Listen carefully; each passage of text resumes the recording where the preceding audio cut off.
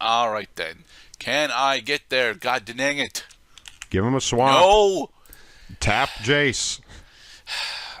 Yeah, all right. We're going to tap Jace. We're going to draw a card. And we're going to discard this Shambling Ghoul. And because we have 8 cards, Jace becomes... come on. Token. Transform. Thank you. Think Telepath Unbound.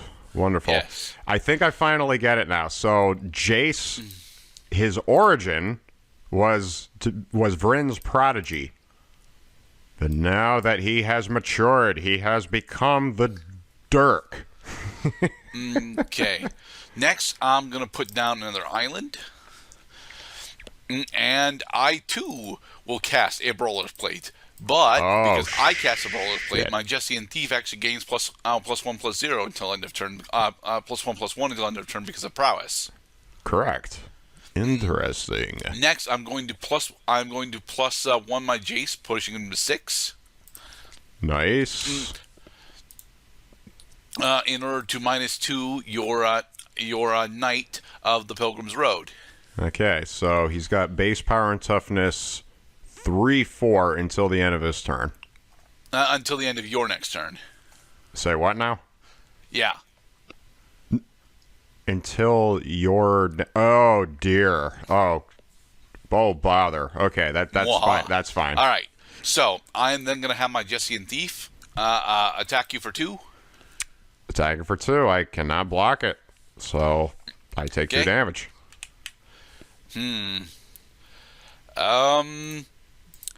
Okay. Already put down a land. You drew a land card. All right, and with that, I will end. So, I think one of the biggest problems with deciding the timing of a land play is that so unfortunate instance where you forget whether or not you actually played a land by the time you get to your post-combat main phase, because a lot of things have happened usually by the time you get to your post-combat main phase.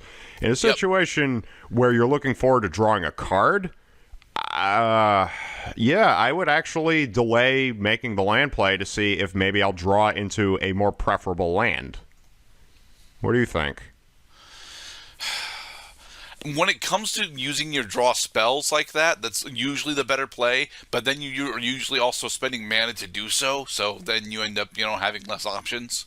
Right. Tying up the manor. So all you got right now is just a couple of return centaurs, huh? Yep. And, that's probably the move there because you're low on life points. I'm going to pay 4 and equip the Brawler's Plate on the Knight. Okay. This dude is getting jacked with his enchantment. So now he gets... is now a 5/6. Yep, so I'm going to modify his power and toughness accordingly because he still has the -2/-0 inflicted on him by Jace, Telepath Unbound, trademark. He is now a 6/7 with trample that triggers a bunch of shit when he attacks. Yep. Because of that 6 with trample, that means that if I swing right now, I can take out one of your return centaurs.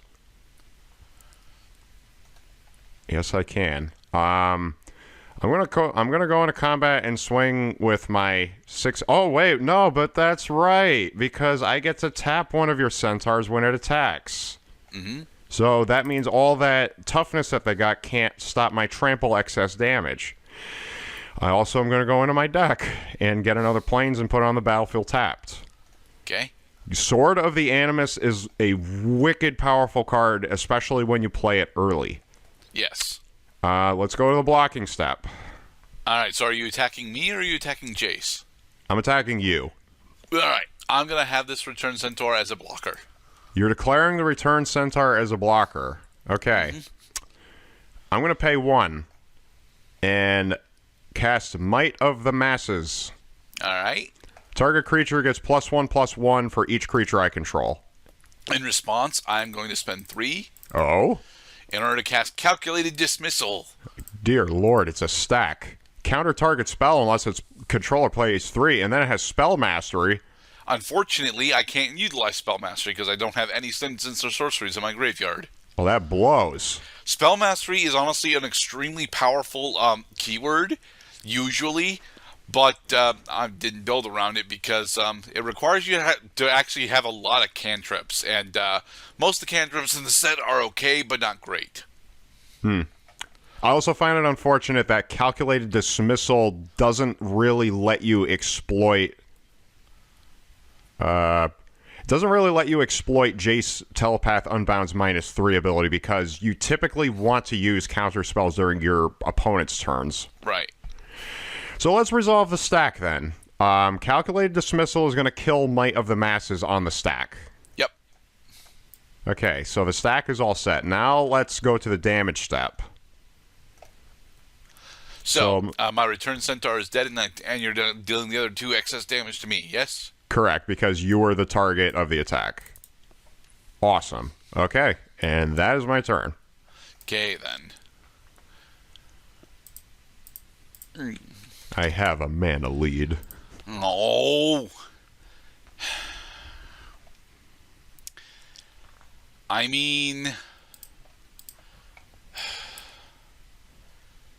This actually is the correct play, though, isn't you it? want at Gerdat's restaurant. La la la la la la la la. At Gerdat's restaurant. Oh, I can't play anyone because I don't actually have the damn. Yeah, right, that not having that second swamp really screwed you this game, huh? Yeah. All right. So I am going to put down another island. I'm going to spend 4, 1, 2, 3, 4 in order to equip my Jesse and Thief with the Brawler's Plate. Brawler's Plate. It's about to get heavy. So, and then I'm going to +1 my Jace in order to -2 your Knight of the Pilgrim's Road. I actually forgot to remove his -2, -0, so that means that his power and toughness are still correct. Okay.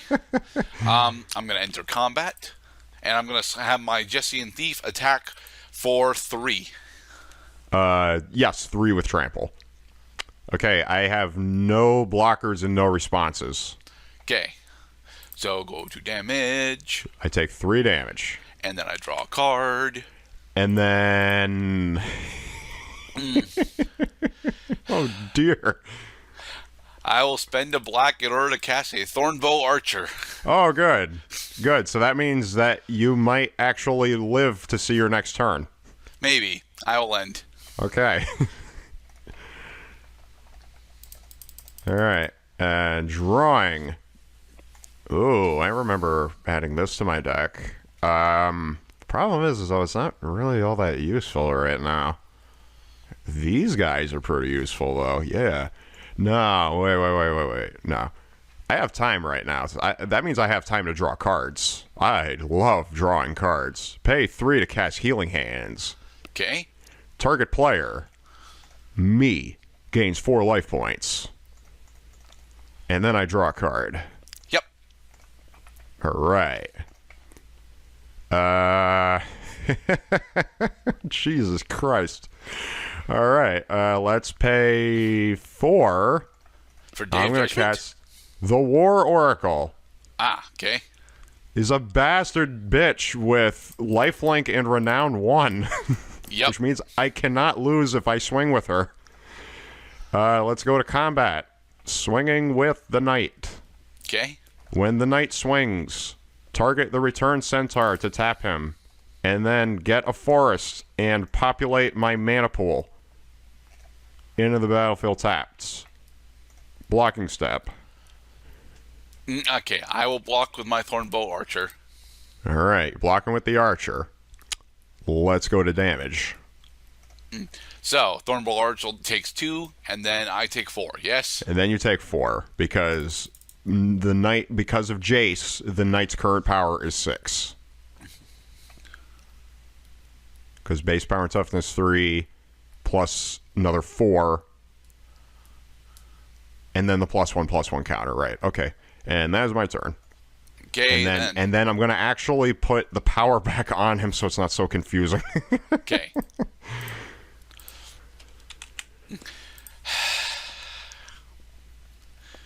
Can I trade in 3 of my islands for a swamp, please?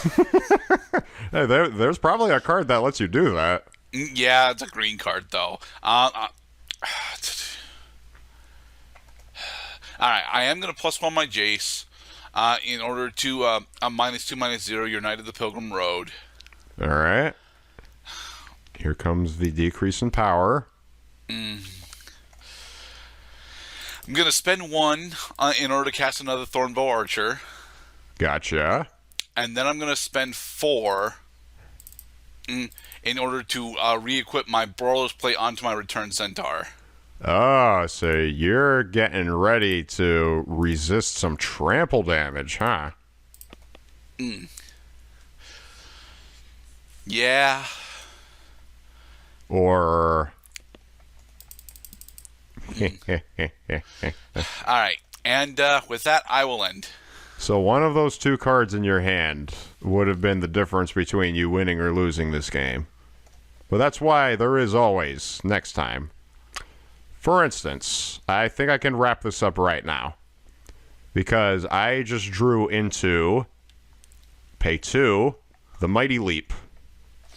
Okay. And I'm going to put the Mighty Leap on, of course, the Knight of the Pilgrim Rose. Right. So that means he has another +2/+2 until end of turn, and he gains flying. Yep. I actually All right. really like Mighty Leap. Oh, while I was doing pre-release for this, the only game that I actually managed to win on Mighty Leap was I yoked Ox for game. It was very nice. Ha! The Yoked Ox. He doesn't even naturally have power. Well, he has a defined power, that is. It's just his power is 0, which in that case, he cannot deal damage unless you modify his power. I'm going to pay 6. Paying 6 for the Aven Battle Priest. Okay. My 3/3 with flying that has when he ETBs.